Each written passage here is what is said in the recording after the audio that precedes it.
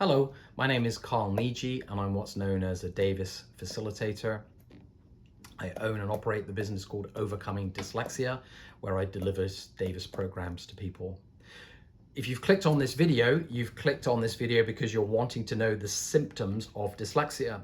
Ron Davis, who is the founder of the Davis method, basically says, when we understand his material, we understand that all of the symptoms of dyslexia are actually the symptoms of somebody who has become disoriented.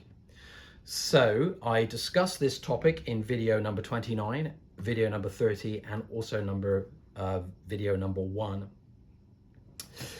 If we think of our brain, if you think of the palm of my hand as our brain, when we're disoriented, our sense of sight, sound, touch, taste, smell, our internal sense of time, and our sense of movement and balance can be affected or distorted. So when we're fine and we're not disoriented and we're going through the world, our senses are coming in accurately from our sense of sight and sound and touch and smell. They're coming into our brain, and our brain can make sense of the environment. It can place us in the environment. So if a dog barks, we can hear it's off to the side, and then we can verify it with our sense of sight. If we're not sure how something worked, we can look at it first, try to figure it out, then maybe we touch it and start to manipulate it. So our senses put us in the environment, where we are, what's going on. When we're disoriented though, if we think of the palm of my hand as my brain and my senses are coming in, when we're disoriented, it's like our brain is, the senses are distorted out of shape, or they're bent out of shape. In effect, they are distorted. So the sense of sight coming into the brain is distorted. So the brain doesn't get what the eyes are seeing, it gets what they think your eyes are seeing. Your brain doesn't get what your ears are hearing, you get what you think your ears are hearing. Your balance and movement sense will be altered, and your internal sense of time will either speed up or slow down. Now, the example that Ron gives in his book, that most people have had this experience, that if you're in a car and you're stopped at a light and the vehicle next to you moves, you'll get the feeling or sensation that you're moving too. When that happens, you will reach out with a dominant sense, which is your sense of touch. You'll put your foot on the brake hard, you maybe grab the steering wheel, and then you'll look to the side and realize that the car next to you isn't moving, it was you. You'll often get a rush of adrenaline as well when that happens. All of that meant that you had a short, very short, fraction of a second visual disorientation out of the corner of your eye, and it affected your whole body. A lot of people have had that experience. You'll also have the same experience if you go on like a merry-go-round or a fun fair or a roller coaster, where you're physically going to be thrown around and disoriented, go round and round and roundabout. And when you come off, you can't stand, you're all balanced. I mean, the world looks like it's swimming. It's another good example of being disoriented. So how does that show up? Or Ron realized that when he was disoriented, his eyesight would be affected. So how would that show up with his eyesight? Well, when he was disoriented with his sense of sight, the letters on the page would move for him. They don't move for everybody. However, that did happen for him quite badly. For me, things would go fuzzy and out of focus. Letters would look backlit, like there was a light shining behind them. But what most people will identify is people will misread letters. So the classic one is kids will flip B's and D's, P's and Q's. They'll also get confused with S and K, S, C and K, because they all make the same sound. I had a little boy come to me the other day, and he was very disoriented around the letter Y. Whenever he looked at the letter Y, he would say U or mainly because of the word you. There are other visual things that happen around being disoriented visually. Sometimes they'll misread whole words or substitute words, like they're just guessing. Or they'll get the front of a word but not the end. Like they'll look at the word they and drop the Y and say the. Or just then they'll replace the Y with an M or something. This is very common for people who are dyslexic. When somebody's sense of sound is affected, they will usually get the label either dysphasia or auditory processing disorder. That's more common. Dysphasia's sort of gone out of fashion. But when somebody has dysphasia, their brain isn't getting what their ears are hearing. They get what they think their ears are hearing. So they will have speech problems. They will not be able to pronounce certain words. Again, the little boy that I was working with, he couldn't say the sh sound, and he'd been in speech therapy for 3 years. He was 8 years old. After 2 weeks of working with me just in the mornings and getting him oriented through his sense of sight and his sense of sound, he could say sugar easily, so much so that his mum was in tears. And he had a big smile on his face. So a lot of speech problems, pronunciation problems, I sometimes get them as well, still sometimes. And also things like lisps will be affected by being disoriented. When somebody is disoriented, their sense of movement or balance will happen. And this one isn't as common, this label, but people will have dyspraxia or apraxia if it's really bad. If their sense of movement is affected when it comes to handwriting, it will be given a different name altogether. It will be called dysgraphia. Now, there's more than just balance and movement going on with when we're trying to write something. However, there is a movement to it. And if your movement and balance is affected, you will have difficulty with penmanship. You may also then be linking that back in with not seeing it correctly as well.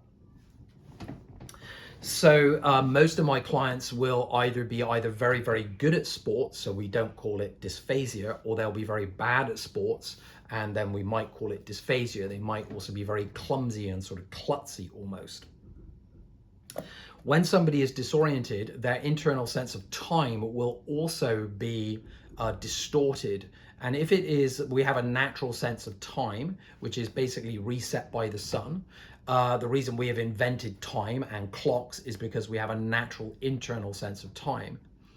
When you are not disoriented, your natural sense of time is close to clock time. That's why we invented it.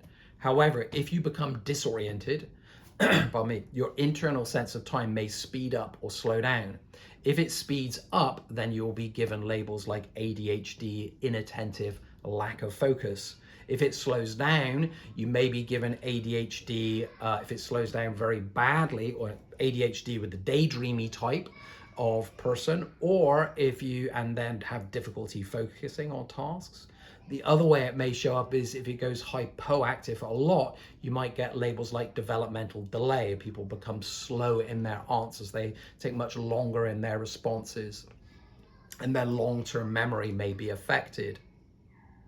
So when we actually look at what Ron discovered, Ron realized that there weren't actually sort of hard symptoms or symptoms that we like to tick off, like the flu. And that's what people are looking for. They're looking for a very simple, can I tick this box and just put this label on it? The reason we use the word dyslexia as Davis facilitators is because most people really do not understand the word being disoriented and how it affects people with their learning and these learning labels that people have. So what actually Ron came out with in 1982 was, I'll show it to the camera, was the 37 common characteristics of somebody who is dyslexic.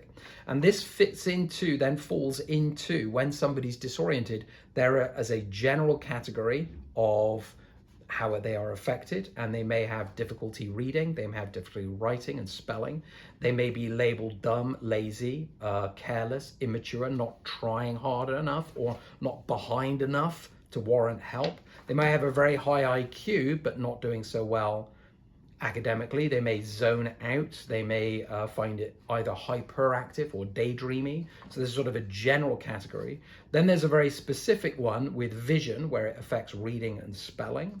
There's another one where it affects, another category where it affects hearing and speech. There's another category where it affects writing and motor skills, maths and time management skills, memory and cognitive skills, and then behavior and developmental and personal skills. And depending on how many of these categories you will tick off at the beginning of this, will really, how many you can tick off will really determine what learning label you get. So if you don't have a lot of visual reading difficulties, you won't get the label dyslexia. But if you have a lot of behavior, developmental and personality difficulties, or cognitive memory difficulties, or time management difficulties, you might start getting the labels of ADHD, or maybe even ODD, or obsessive compulsive disorder. You will get a different label depending on which symptoms are triggered, if you like. So Ron basically says that most dyslexics will be able to exhibit at least 10 of these. If you did exhibit 10 on this list of this 37, you would be probably mildly dyslexic. If you were more than 10, you'd be a mild, moderate, or severe, depending on how many you could tick off of this. Now, I'll put a link in the description to either the main Davis website where you'll find this list, or either on my website where you'll find this list. I'll put a direct link to it. And there you can go and sort of do I suppose it's a soft self-evaluation of either for yourself or for somebody else. And you can go through the questions, have someone read them to you or read them for yourself, and tick them off. And this is really a springboard or starting place for how you can talk to somebody who is a Davis facilitator and begin to sort of dip your toe in the water about whether I actually have this condition that we call dyslexia or some other learning label. If you would really like to find out more, you can go a much deeper dive. I did a long video on this. Video number 4 on my YouTube channel is, again, all of the symptoms of dyslexia are actually the symptoms of somebody who's become disoriented. However, it's a much longer video because I'm really doing a deep dive on Ron's work. You can also, again, like I said, go and look at video number 29, 30, and number 1, because I talk about this there. However, if you really want to try and find out if you are dyslexic and whether Davis can help you, or any other learning label that you might have, so dyslexia, dysgraphia, dyspraxia, dysphasia, auditory processing disorder, the 3 types of ADHD, and even autism. If you'd like to try and find out more about how the Davis program can actually help you as an individual, if you have one of these learning labels, or if you're a parent that's looking for help with somebody who has one of these learning labels, or if you're an educator or a psychologist or somebody who's really interested in just helping in general, then you can go to the main link that will be in the description for the main Davis website. You can go there and fill out the contact form. Someone will contact you within a few days and you can be on your way and to really understanding yourself or these learning labels that you might have. I would encourage people to do that. I find that little YouTube videos that are either 5 minutes long or 30 minutes long, they're not really a deep dive. There's also in the description, there's going to be the link to, there's going to be the titles of Ron's 3 books that you can buy on my website or the main Davis website. And those would be a much deeper dive into these conditions that people have. Anyway, that's the topic for today. I hope it's been helpful. If you live in Ottawa, Canada, and you'd like to continue this conversation with me, then you can go to my website that will be listed below in the description. If you're anywhere else in the world, then please contact, go to the main Davis Method website. The link will be in the description, and contact the nearest Davis facilitator to you, and they will be more than happy to help you. I think that's it. Please like, share, and subscribe if you found this video helpful. And I'll see you in the next video. Bye for now.